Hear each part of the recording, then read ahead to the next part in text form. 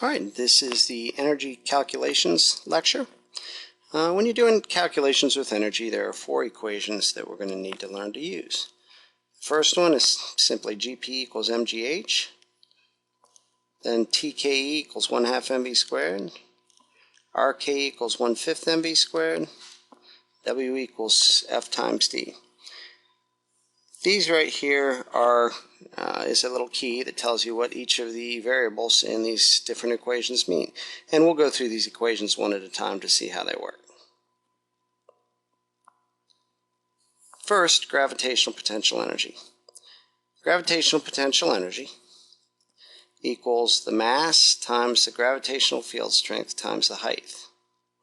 The mass is measured in kilograms, and I want you to think about a triple beam balance there. That's what we use to measure the mass.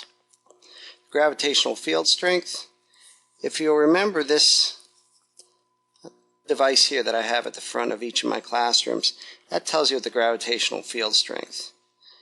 Near the Earth's surface, a 1 kilogram mass is pulled on by the Earth's gravity with a force of 9.8 newtons, and you can see that right on the scale right there.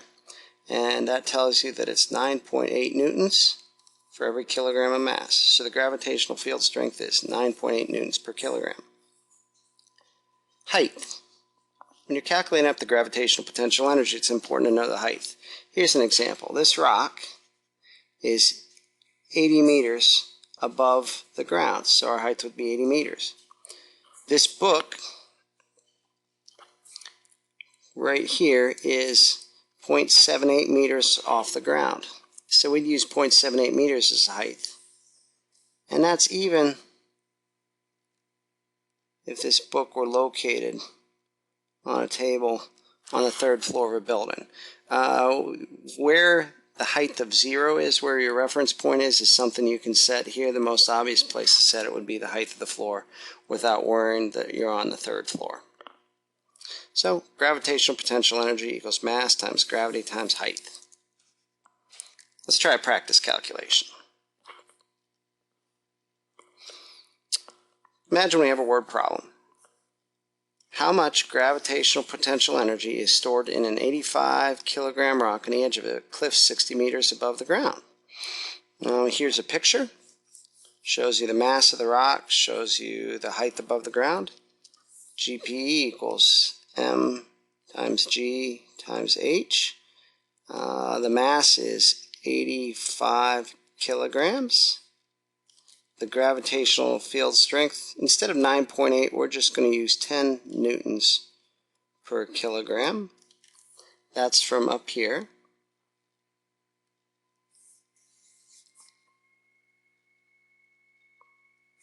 And the height is 60 meters. And when we calculate all that up, we're going to get 51,000 kilograms. 51,000 newtons times meters, which is just 51,000 joules. Here's another example. How much gravitational potential energy does a 400,000 kilograms 747, that's a jumbo jet, having an altitude of 14,000 meters? 400,000 kilograms is about the average velocity for a jumbo jet. Here's my picture and the equation. GP equals M times G times H equals mass 400,000 kilograms.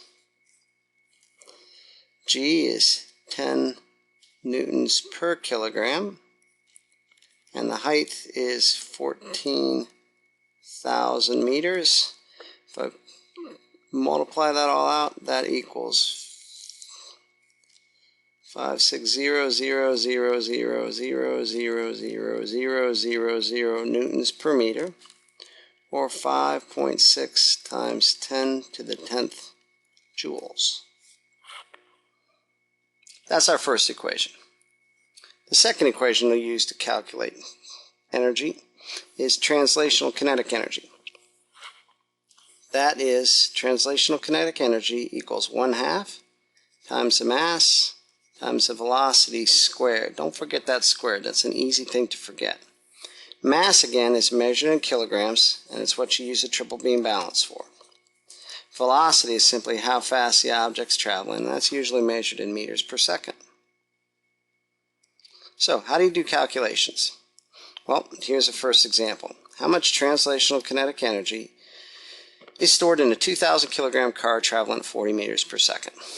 There's the mass of the car. It's going at 40 meters per second.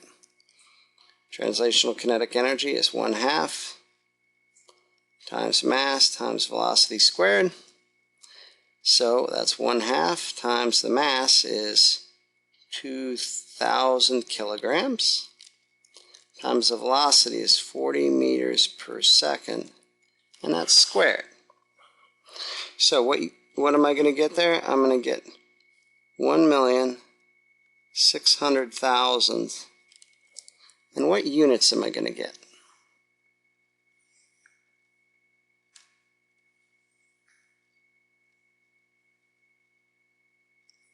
The units I get here are kilograms.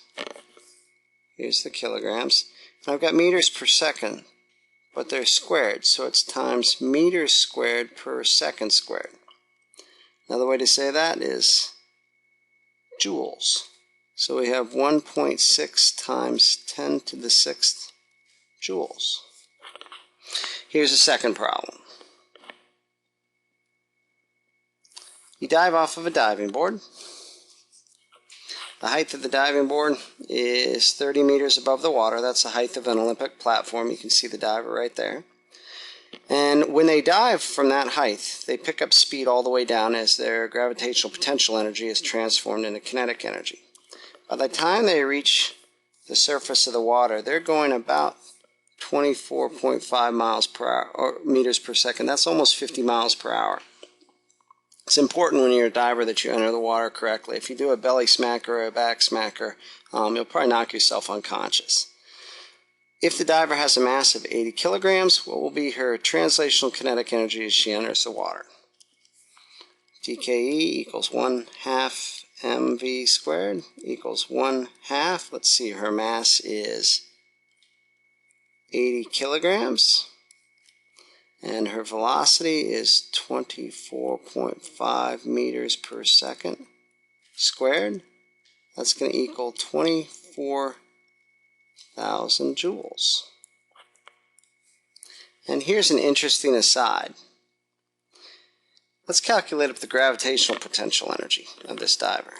At the top, equals m times g times h equals 80 kilograms times a height of 30 meters, times the gravitational field strength, which is 10 newtons per meter per kilogram, and the height of 30 meters. And that comes out to be 24,000 joules as well. Now, why do you think those are equal? It has to do with the law of conservation of energy.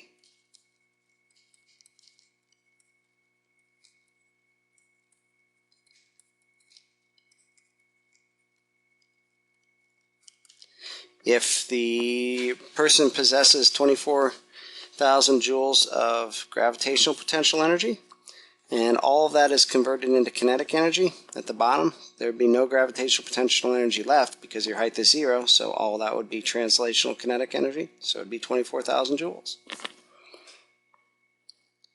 All right, rotational kinetic energy. The equation for rotational kinetic energy is 1/5 times mass times velocity squared, and that is only for a solid rolling sphere that's rolling on its radius.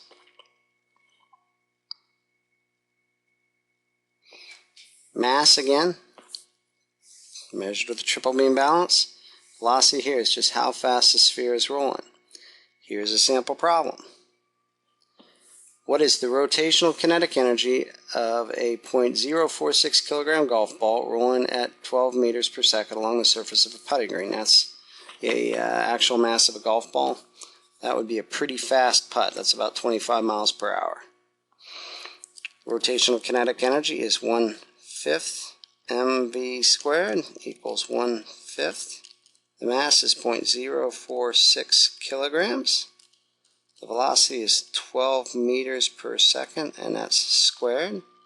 That equals 1.32 kilograms times meters squared per second squared equals 1.32 joules.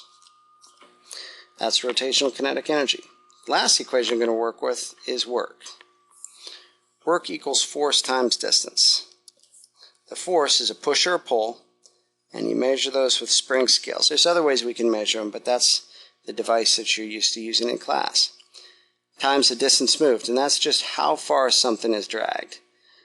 Here would be an example. Here's a book being dragged by a person using a spring scale. The force that they're pulling with is 3 newtons. We show that down there in a free body diagram. And if they pull it a distance of 2 meters, the distance would be 2 meters. So we need a sample problem. Here it is. You pull a cart up a hill with a force of 4 newtons. The length of the hill is 3.2 meters. How much work do you do on the cart during this trip? Here's a diagram. You can see that the hill is 3.2 meters and the person's pulling with 4 newtons. Done a free body diagram. And here's my equation. Work equals force times distance. Here the force is 4 newtons times the distance of 3.2 meters equals 12.8 Newton times meters, or 12.8 joules. One last one. A textbook is sliding across the floor and friction is slowing it down. The force of friction on the book is 8 newtons and the book slides 20 meters. How much work is done on the book by friction? So here's our free body diagram. The frictional force is 8 newtons. The distance is 20 meters. So here it's trivial. Work equals force times distance equals 8 newtons times 20 meters equals 160 Newton meters, or 160 joules. So the 4 equations you need to know: gravitational potential energy equals mass times gravity times height.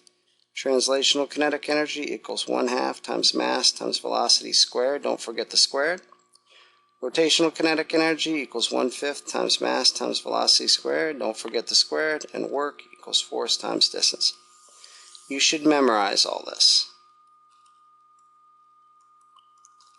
Memorize this, and there will be a quiz on that for sure. And then the other thing you need to do is try these equations out on one of the worksheets that has to do with energy calculations. That concludes the lecture.